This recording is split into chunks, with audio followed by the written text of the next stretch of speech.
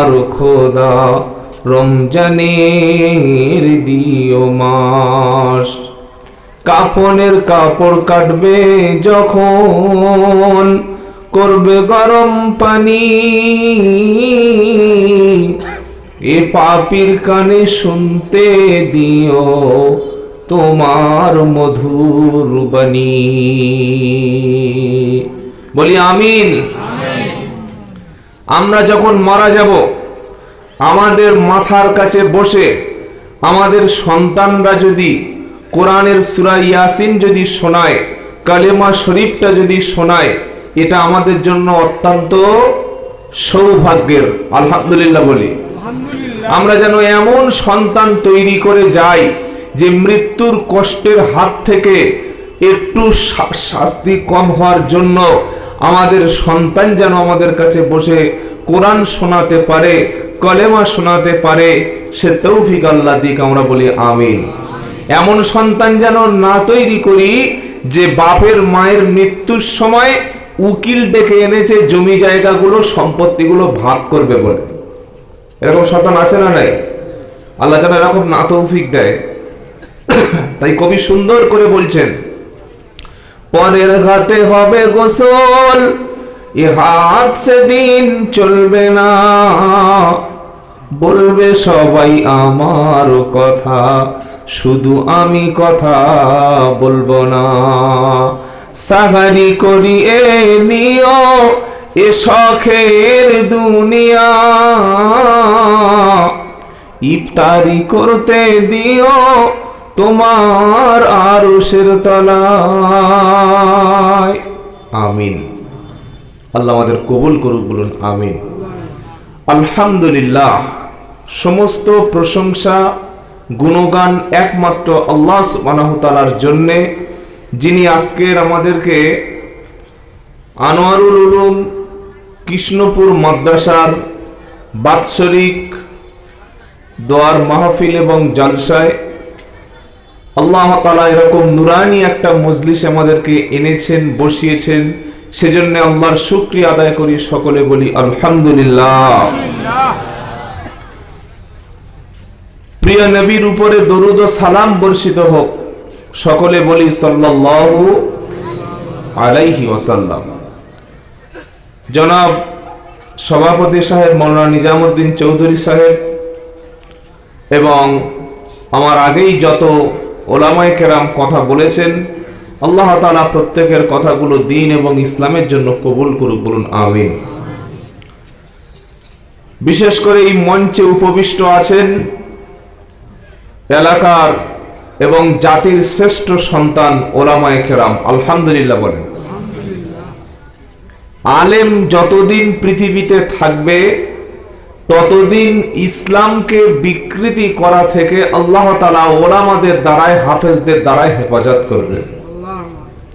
যেদিন আলেম শূন্য হবে, পৃথিবী থেকে হাফেজ শূন্য হবে, কোরআনের অভিজ্ঞ ব্যক্তি যেদিন পৃথিবীতে থাকবে না, সেদিন ইসলামের আর কোনো অস্তিত্ব ইসলামের শত্রুতা রাখবে না।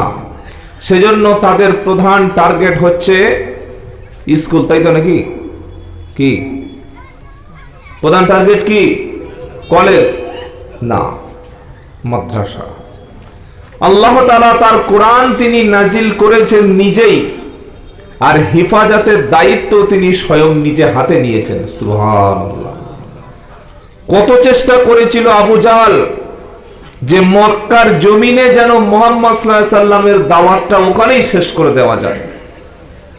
জাদুকর, কবি, পাগল নানান রকম কথা বলে মক্কার মানুষদেরকে বিভ্রান্ত করেছে, কিন্তু আল্লাহ সুবহানাহু ওয়া তাআলা তার প্রিয় রাসূলকে সত্য দাওয়াত সহ, কোরআনের দাওয়াত সহ তামাম পৃথিবীতে ইসলামের নূর, কোরআনের নূর আল্লাহ তাআলা পৌঁছে দিয়েছেন। সুবহানাল্লাহ।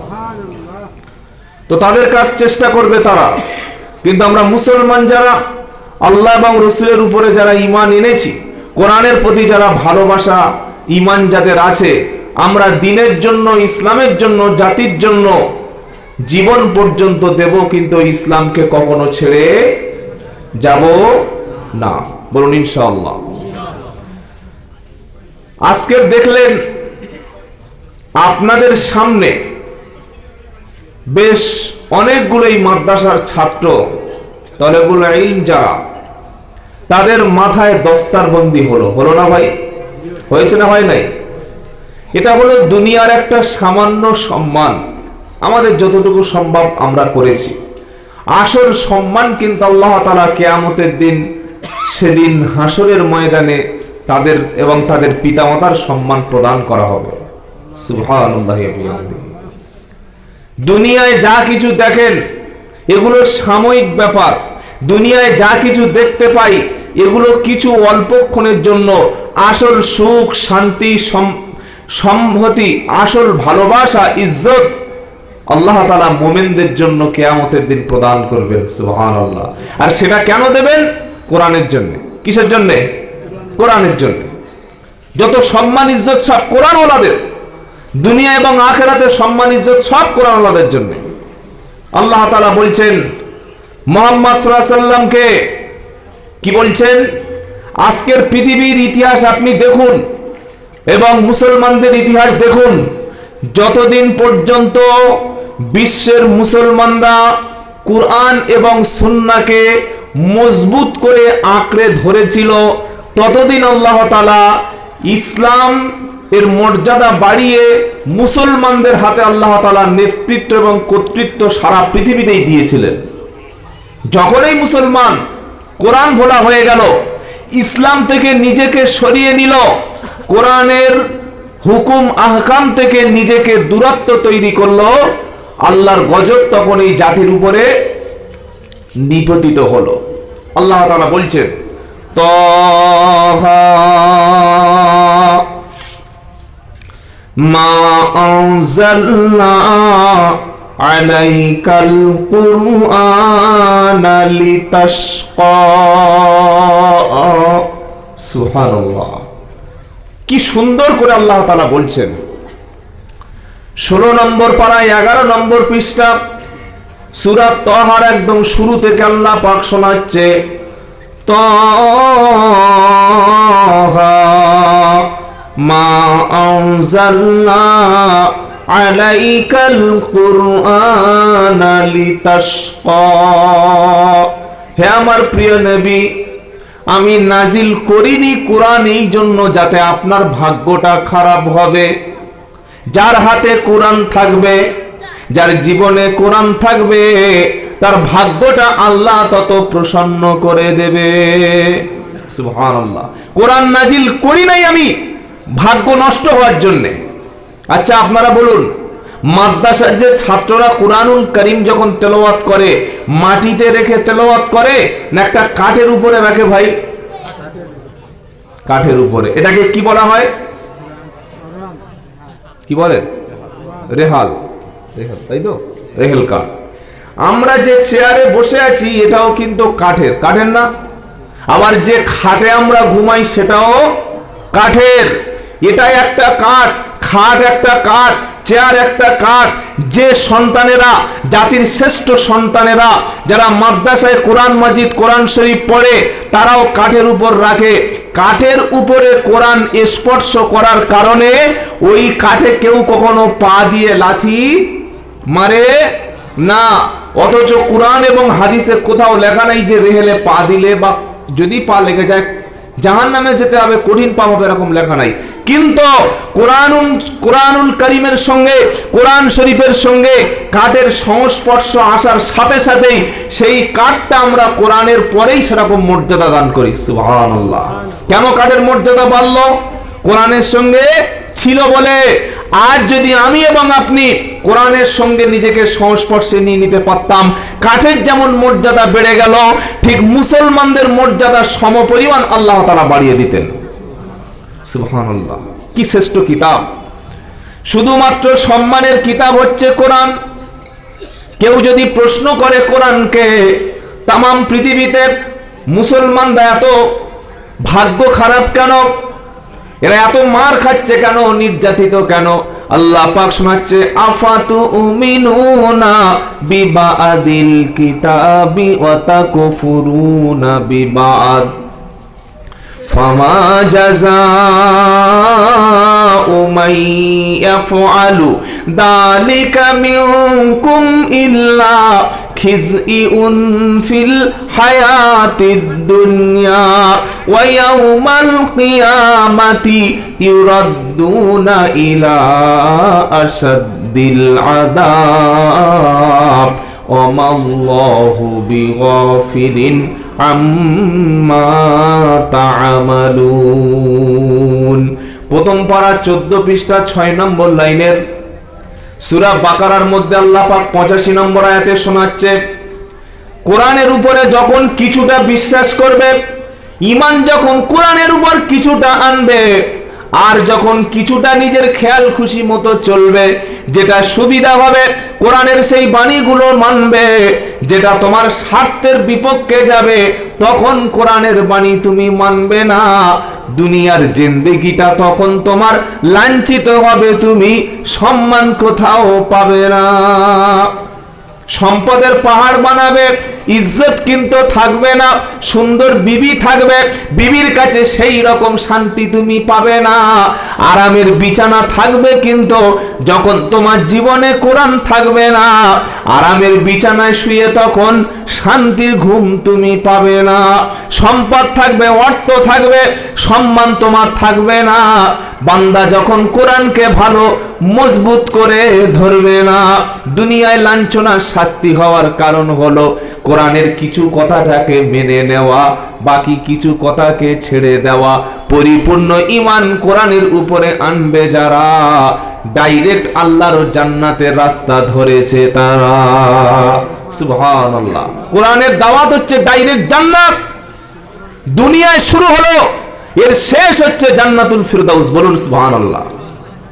এমন একটা হেদায়েতের কিতাব, ডাইরেক্ট জান্নাত। কে বলছেন? আল্লাহ। কি বলছেন? ইন্না হাদাল কুরআনা ইয়াহদি লিল্লাতী হিয়া আকওয়াম ওয়া ইউবাশশিরুল মুমিনিনা আল্লাযীনা ইয়া'মালুনাস সালিহাত। 15 পারা 2 পৃষ্ঠা 2 নম্বর লাইনের 9 নম্বর আয়াত, সূরার নাম বানী ইসরাঈল।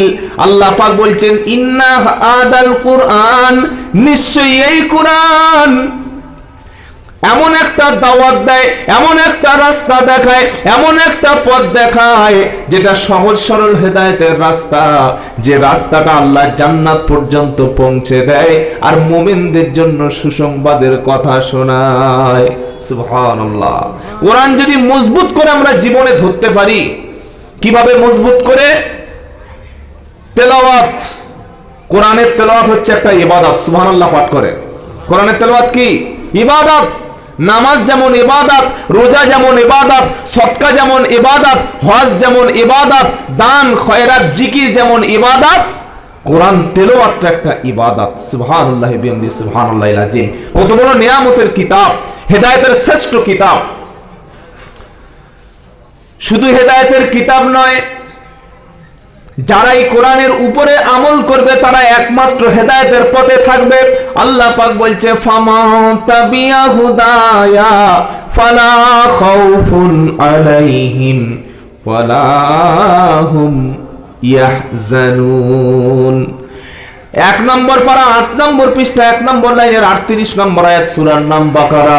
আল্লাহ পাক বলছে, যারা কোরআনকে অনুসরণ করে চলবে, আমি আল্লাহ দুনিয়াতে তাদের কোনো চিন্তা রাখবো না, আখেরাতে কোরআনের অনুসারীদের কোনো ভয়ের কারণ থাকবে না। সুবহানাল্লাহ পড়ো। ভয় এবং চিন্তা আল্লাহর ওলিদের থাকবে না।